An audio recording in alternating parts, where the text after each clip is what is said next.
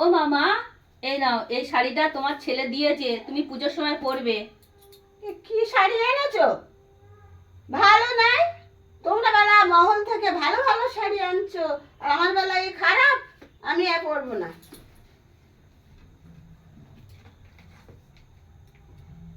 Hello খুকি, কিরম আছিস তোরা?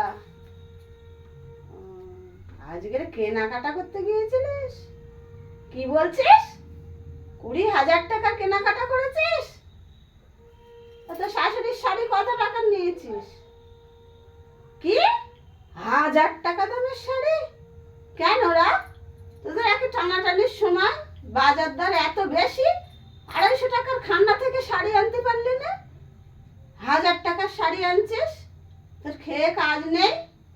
ও মা, এই নাও, খান্নার 250 টাকার শাড়ির থেকে তোমার ছেলে তোমার জন্য 800 টাকার শাড়ি এনেছে, বুঝতে পেরেছো?